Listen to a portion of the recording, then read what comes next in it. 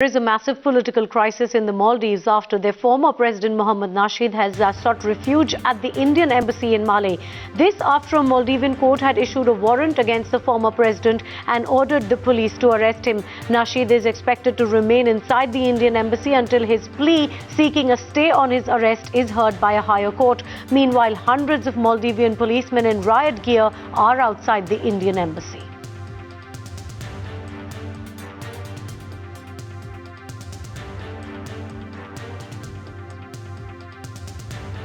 It's a very tense standoff, and we are very worried about this.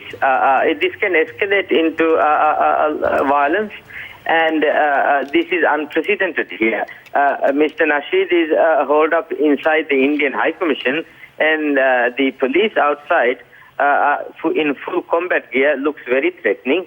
And this is live on our television. And there's a lot of people, President Nasheed's supporters, who's been with him since yesterday evening. They haven't slept. They have kept still outside his house all night. And so they are outside, and the police have pushed them further back from the Indian High Commission. But there's a huge crowd, and the police are standing in front of the Indian High Commission, and President Nasheed and a few of his MPs are inside. They've been there for over a year, over 1.5 hours, I believe now.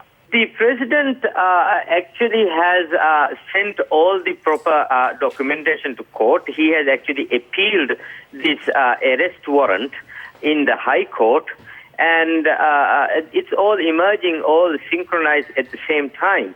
You see, the judiciary here is very synchronized. The last hearing he had appealing at the High Court, when the High Court ruled that the court in which his case was lodged was legitimate, when he got home, within 15 minutes, the summons for the lower court was presented to him. So this is a whole operation which the president has tweeted that it's a coordinated effort to arrest President Nasheed. So he doesn't have many options. My understanding and information is that there were some developments in Maldives. He wanted to speak to the High Commissioner. He came to the High Commission. High Commissioner was not available. He was not there, and so he was told to wait for the High Commissioner. And I imagine the High Commissioner may be reaching now or may have reached now. As far as we are concerned, it's only a call on the High Commissioner. So the stay order, if he does not get a stay on the arrest warrant, will India give shelter to him in the Indian mission, or will he be let out for an arrest?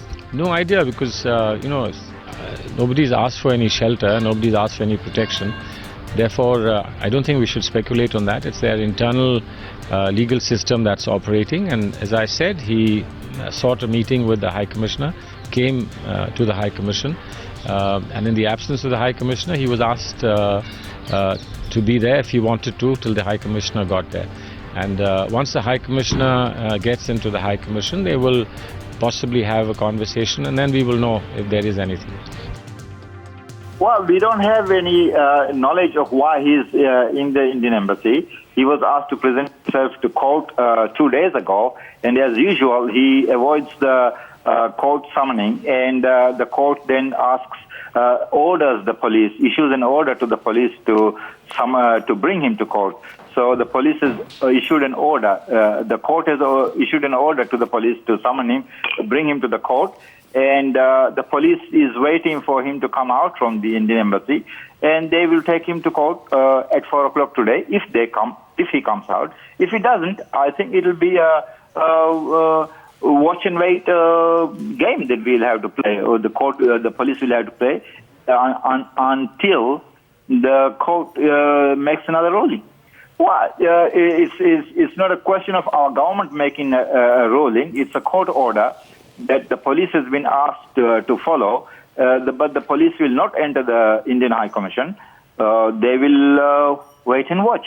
If Nasheed comes out, he would be asked to present himself to the court. Well, see, the security issue is totally under control. Whatever you're hearing about security is that that's caused by the MDP.